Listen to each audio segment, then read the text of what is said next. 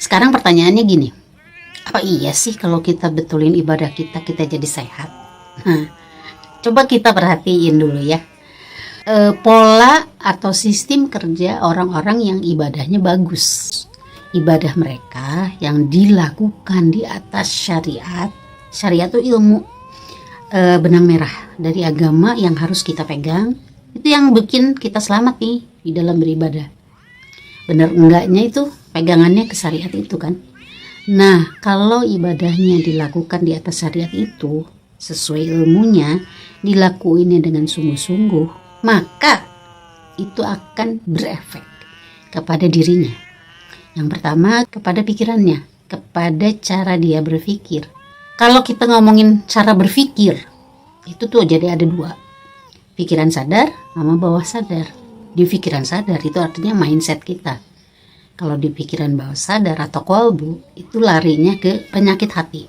Nah, yang larinya ke mindset, itu tuh mereka kalau berkeputusan, bikin konsep buat kehidupannya, menyolusikan masalah-masalahnya, menentukan arah hidupnya, itu pasti berdasarkan syariat tadi. Begitupun dengan kolbu atau pikiran bawah sadar. Mereka akan menjadi orang yang introspektif, mengevaluasi diri, selalu muhasabah. Bener gak sih sikap saya ke dia hari ini? Bener gak sih keputusan-keputusan saya tentang hal ini? Apakah saya menyakiti orang lain hari ini? Dan seterusnya. Nah, ini bikin orang introspeksi terus. Orang-orang seperti ini tuh senang dengar masukan. Misalnya, kamu tuh bagus, cuman kayaknya kamu kurang gini. Itu tuh didengerin.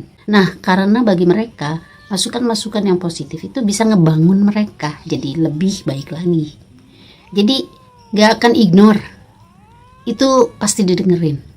Jadi mereka juga akan nentuin pekerjaan-pekerjaan atau kegiatan-kegiatan mereka, sosialisasi mereka yang worthy dan benar. Jadi bukan worthy dan asik, tapi salah. Tapi harus benar, worthy dan benar. Maka ngaruhlah itu ke kejiwaan mereka. Mereka bisa lebih kenal sama diri mereka sendiri. Potensi saya apa sih? Kelemahan saya apa sih? Kalau udah tahu kelemahannya, oh saya berarti nggak boleh main di area situ. Karena nanti saya biasanya bisa kejebak di sini, gitu kan. Terus potensi saya di sini. Kemampuan saya di dalam berpikir, mengonsep, mengorganisir sesuatu. Atau kemampuan saya di dalam bidang yang berkaitan dengan art atau seni dan seterusnya. Terus mereka juga bisa memaksimalkan potensi mereka itu, terus bisa hidup dari potensi itu. Jadi banyak akalnya untuk mencari celah-celah yang dibutuhkan oleh orang. Itu kan kejiwaannya lebih sehat. Tidak hanya sehat tapi juga kuat. Ketika mereka misalnya waktu masa-masa lalunya pernah dibully oleh teman, keluarga, orang tua, orang terdekat, dan menjadi trauma, itu tuh mereka bisa mampu ngatasin itu.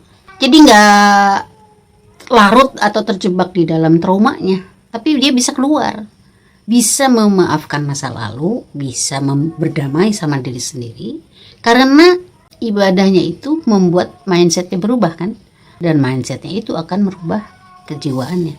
Maka kejiwaan mereka nggak hanya sehat tapi juga kuat. Terus ngaruh ke fisik. Ngaruhnya gimana? Mereka itu nggak akan menodai ibadah mereka dengan menentukan kesenangan, makanan, kegiatan yang nggak worthy tadi. Maka mereka akan milih makanan mereka apa. Oke, mereka mungkin suka begadang tapi nggak keterusan gitu. Oke, mungkin mereka pernah merokok tapi nggak keterusan. Oke, mungkin mereka juga pernah tergelincir tapi nggak keterusan. Jadi langsung balik lagi ke tracknya. Jadi otomatis keadaan kesehatan fisik mereka pun bisa lebih dijaga. Kepo Channel.